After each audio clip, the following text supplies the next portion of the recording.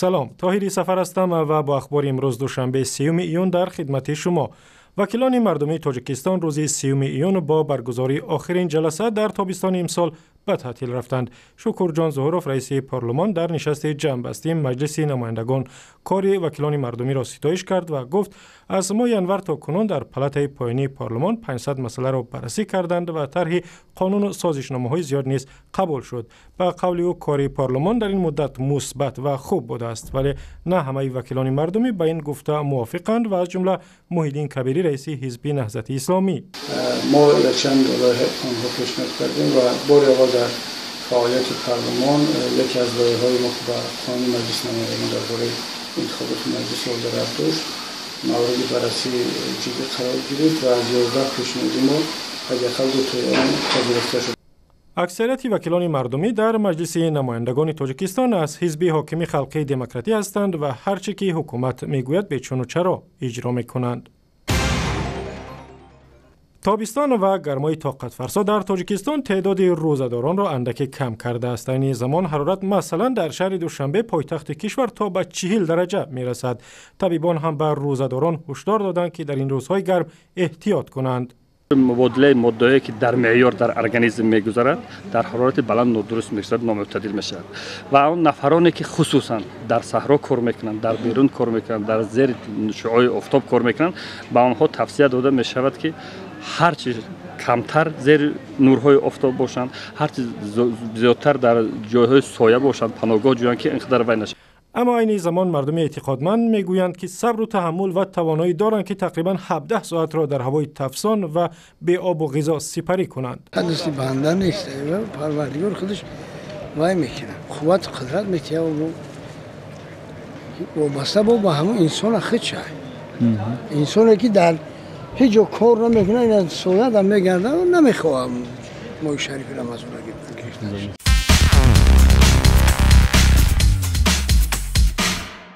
و درباره رمضان امسال و تاثیر گرمی بر روزه‌داران صحبت داشتم با مومن احمدی همکارم در دوشنبه. و عبدالمومن، امسال رمضان در ماه آمد که روزه‌داران باید تقریبا 17 ساعت منتظر باشند.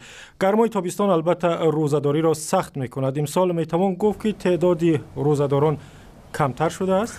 البته تا میتوان گفت که شمار روزه‌داران تا اندازه کمتر شده است، هرچند در این باره آماری رسمی نیست و ما نمیدانیم که چقدر امروز روزه دارند و چقدر روزه ندارند. اما ببینید طور که 17 ساعت رمضان طول دارد و همه نمیتواند که این 17 ساعت در این گرما بدون آب و نان طاقت کنند. ما امروز میبینیم که اکثر آشخانه ها بسته هستند و کسی در راه و راهروها چیزی استعمال نمیکنند و شاید این نفران پشتی درهای بسته و از چشم ها پنهان چیزی بخورند. میدونید تویر، من سال گذشته یاد دارم که در دهات که مردم با گندم دروی و دیگر کارهای خواجگی مشغول بودن، روزهای اول رمضان روزه گرفتن، اما با گذشت چند روز دیدم که اکثر آنها هوششون میرفت و نمیتونستند تا آخر روزه بگیرند و روزهشون رو با همین میخوردن. یعنی گرما واقعا تاثیرگذار است و این روزهای بعدی ما میتونیم احساس کنیم که چقدر مردم توانستند روزه بگیرند.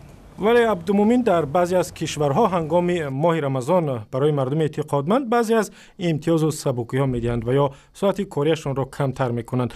در تاجیکستان آیا چنین چیزی وجود دارد؟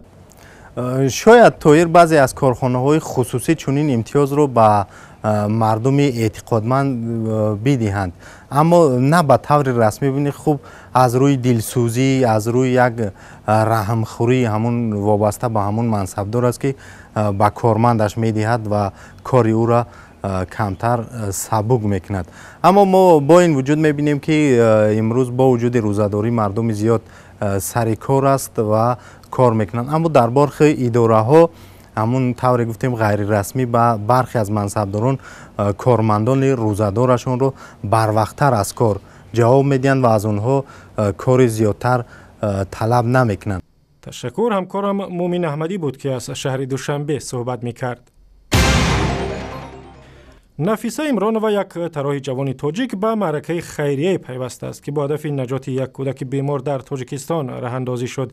نفیسه که در دوشنبه با لباسهای معاصر و آمیخته با عنصرهای ملی‌اش معروف است، یکی از پیراهن‌های زیبا را در مزایده گذاشته و پول آن را به حساب خیریه زینب محمودova فرستاده است که این دختر به بیماری کشنده استئوپتروز گرفتار است.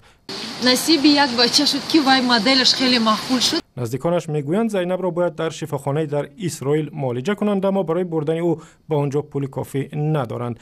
تا کنون برای کمک به زینب صدها نفر از تاجیکستان و خارج از آن به قدر توان خویش خیر کردند. در شهر دوشنبه ساختمان بزرگترین مسجد در تاجیکستان و آسیای مرکزی ادامه دارد، ولی ساختمان آن به کندی پیش می رود. هرچند سنگ اولین مسجد را سال 2009 گذاشته و سال 2011 به ساختمان آن شروع کردند، اما حالا عمدتاً ته کرسی مسجد دیده می شود. در آن زمان گفته بودند که ساختمان مسجد بزرگ سال 2015 تکمیل خواهد شد. طبق طرح معماری مسجد از 4 مناره بلندیش 65 متری، گنبد 47 متری و تالاری بزرگ و تالارهای خرد نمازگزاری عبارت خواهد بود. با گفته مقامات در این مسجد تقریبا 115,000 نفر می توانند در یک وقت نماز گزارند. و اخبار و ویدیوهای از این هم بیشتر در وبسایت رادیو آزادی، در صفحه های ما در فیسبوک، توییتر و یوتیوب و هم زمینه مخصوصی رادیو آزادی برای تلفن های همراه.